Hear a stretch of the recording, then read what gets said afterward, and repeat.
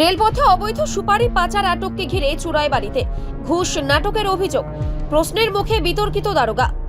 রেলপথে অবৈধ সুপারি পাচার আটককে কেন্দ্র করে ফের চাঞ্চল্য ছড়ালো উত্তর ত্রিপুরার চুরাইবাড়িতে। অভিযোগের তীর চুরাইবাড়ি থানার এসআই প্রদীপ বর্মনের দিকে। ঘুষের বিনিময়ে ধৃতদের ছেড়ে দেওয়া এবং সিজ করা মাল ফেরত দেওয়ার প্রতিশ্রুতির অভিযোগে প্রশ্নের মুখে এই বিতর্কিত দারোগা।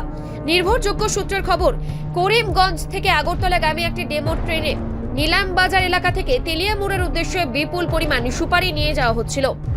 কোনো বৈধ নথিপত্র না থাকায় খবর পেয়ে চুরাইবাড়ি থানার পুলিশ তৎপর হয়। অভিযোগ, ঘটনাস্থলে পৌঁছে এসআই প্রদীপ বর্মন ট্রেন থেকে মাত্র 10 বস্তা সুপারি আটক করেন। সাংবাদিকদের উপস্থিতির আগে অর্থের বিনিময়ে বিষয়টি মেটানোর চেষ্টা হলেও ব্যর্থ হয় তা। পরবর্তীতে সুপারি থানায় নিয়ে আসা হয়।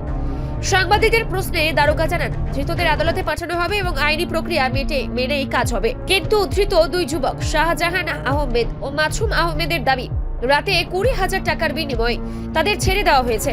এলাকাবাসীর অভিযোগের আগেও নানা দুর্নীতির অভিযোগে বিতর্কে জড়িয়েছেন এসআই প্রদীপ বর্মন। বদলি নির্দেশ থাকলেও তিনি এখনো চুরাইবাড়িতে বহাল। এই ঘটনায় ক্ষুব্ধ স্থানীয়রা অবিলম্বে কড়া প্রশাসনিক পদক্ষেপের দাবি জানিয়েছেন। এখন নজর জেলা পুলিশের প্রশাসনের পরবর্তী পদক্ষেপের দিকে।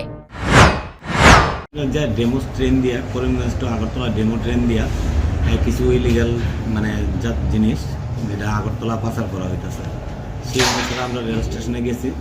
যাওয়ার পরে রেল কর্তৃপক্ষের আলোচনা করে রেলটা দাঁড়া করাইয়া চেকিং করছি। চেকিং করার পরে 10টা বস্তা উদ্ধার করছি, যে বস্তাগুলোর জন্য কি ইলিগেল সামগ্রী আসলো। কিন্তু বস্তাগুলো স্টেশনে নামায় চেক করার পর দেখলাম যে এইগুলোতে সুপারি আছে। সুপারিগুলোর কোনো বৈধ মালিক পাওয়া গেছে না। তবে সন্দেহজনক 2জন লোকেরা থানাতে আনা হয়েছে ইনকোয়ারি করার জন্য। আর সুপারিগুলো সিজ করা হয়েছে, যেহেতু বৈধ মালিক পাইছে না, এটা ফার্দার লিগেল অ্যাকশন করা হইব তাদের। জিএসটি কোনো কাগজ টাগজ আছে, এর নাম তারা যে সন্দেহমূলক তারাকে আটক করা হয়েছে। একজনের নাম হলো শাহজাহান আহমেদ, আরেকজনের নাম মাসরুর আহমেদ। তাদের বাড়ি দুজনের বাড়ি পাতারকান্দি। মালগুলি যে তার কাছে জিজ্ঞাসা করছে, কিন্তু তারা স্বীকার করে না। তারা কইতেছে যে তারা মালগুলি তারা না অন্য কারোর আসলো, কিন্তু তারা তবু সন্দেহমূলক আটক করা হয়েছে ইনকোয়ারি করে। তারপরে দেখা যাক কি। রিপোর্ট সংবাদ প্রতীক্ষা।